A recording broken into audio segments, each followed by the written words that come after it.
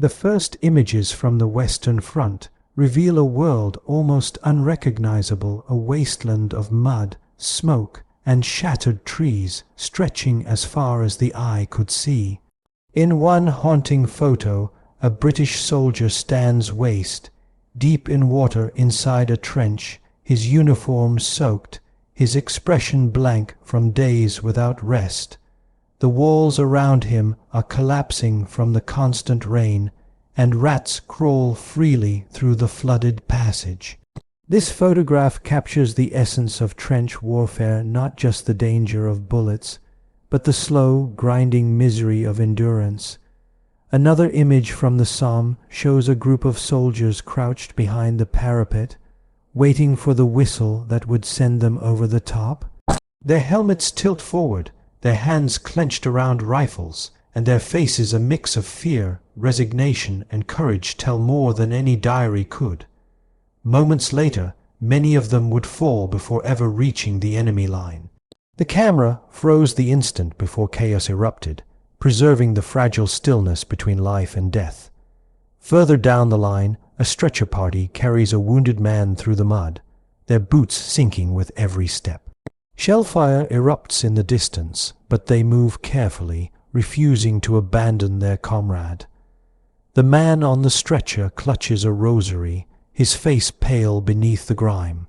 Behind them, shattered helmets and broken rifles litter the ground, silent witnesses to the destruction that consumed the Western Front. The photograph doesn't glorify heroism, it exposes the brutal cost of survival. Every inch of the trench system demanded a price in blood, and every survivor carried the weight of those who didn't make it back. The next image comes from the Ypres salient in 1917, where the landscape had been churned into a sea of filth by months of artillery fire and endless rain. In the photo, a soldier attempts to lead a mule laden with supplies across a narrow duckboard path. The animal's legs are buried in sludge, its head bowed, while the man strains forward, his face twisted with exhaustion.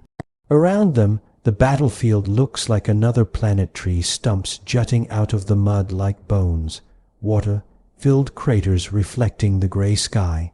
This was daily life in the trenches, a struggle not only against the enemy, but against the land itself, transformed into a nightmare by constant shelling. Another powerful image shows a line of French soldiers huddled in their dugout, their uniforms torn, their faces streaked with soot and fear. Candlelight flickers faintly in the dark, illuminating walls coated in damp earth. One man clutches a photograph from home, his thumb resting gently over a child's face.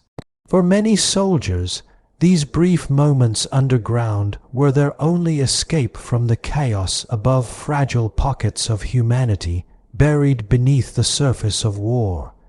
Yet even here, safety was an illusion. A single shell could turn their refuge into a tomb. A third image captures the aftermath of a gas attack. The camera focuses on a line of blindfolded soldiers being led by a medic, their eyes bandaged from exposure to chlorine gas. They walk in silence, one hand on the shoulder of the man ahead. Their faces are expressionless, drained of hope, as they shuffle toward an uncertain fate. Behind them, the air is thick with smoke, the ground littered with masks and empty canisters. This image remains one of the most haunting relics of the Great War, a reminder that progress and horror often marched side by side.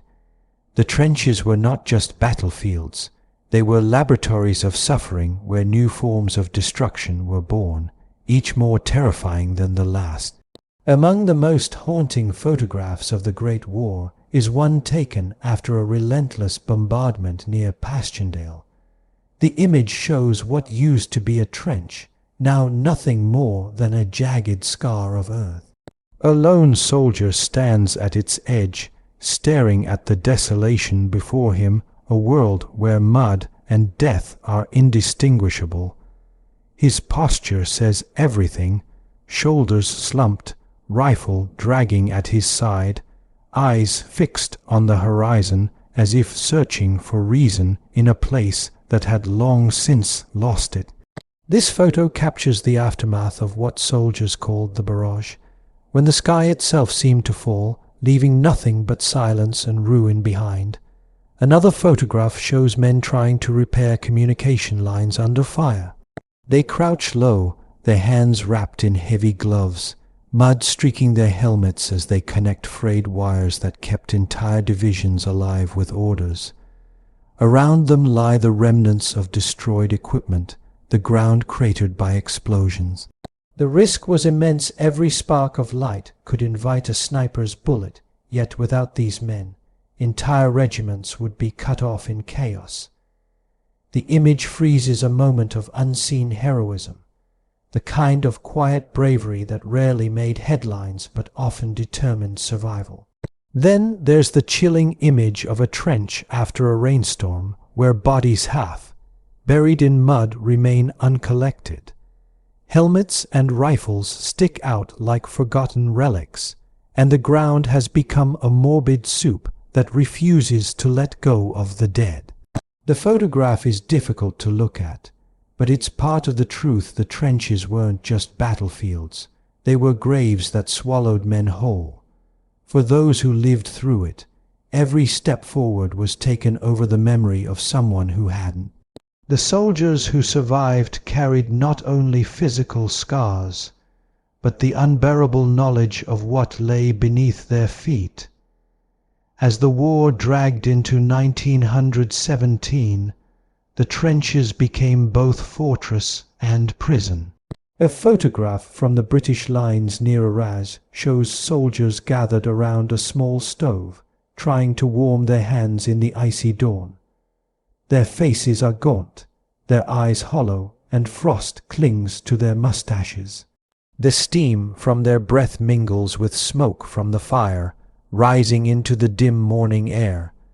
They look like ghosts already alive, yet consumed by the cold, the hunger, and the endless waiting. This image captures a quieter kind of suffering, the slow decay of body and spirit that came not from bullets, but from time itself.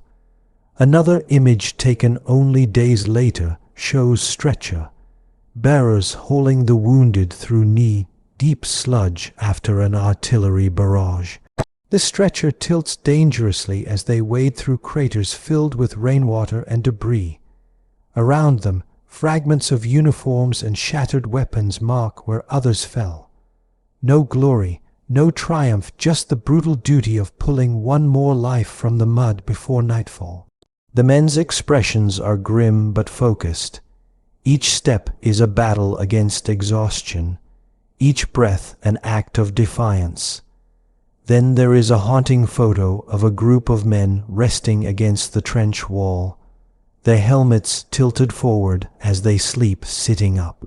Behind them, sandbags sag from the weight of rain, and water trickles down the sides of the dugout. Their rifles lean beside them, ready even in their dreams. You can almost feel the silence, the brief pause between the last shell and the next. Sleep was a luxury bought in minutes, and peace was something only imagined. The camera caught them in one of those rare stolen moments, unaware that history would one day look back on them not as soldiers in uniform, but as human beings caught in a storm that never seemed to end. By 1918, the faces of the soldiers had changed. A photograph taken near Amiens shows a young man, barely 20, his uniform torn and his hands trembling as he lights a cigarette. Behind him, the trench is littered with spent shells and empty tins, a grim reminder of how routine destruction had become. He looks directly into the lens, not with fear, but with the hollow calm of someone who has seen too much. That gaze, frozen forever in the grain of an old photograph, says what words never could about what the trenches did to a man's soul. Another image from that same year shows medics working desperately over the wounded after a gas bombardment. The ground is covered in a pale mist, the air poisoned by chemicals that turned breath itself into a weapon. One medic kneels beside a soldier whose mask has slipped, pressing a damp cloth over his mouth while others rush to assist. Their uniforms are soaked, their faces covered in soot and sweat. It's not a scene of heroism, it's survival stripped to its core, a moment where compassion fought against chaos in the most brutal conditions imaginable. A final photograph from the war's closing days shows soldiers emerging from their trenches after the armistice was declared. Their movements are uncertain, their expressions unreadable.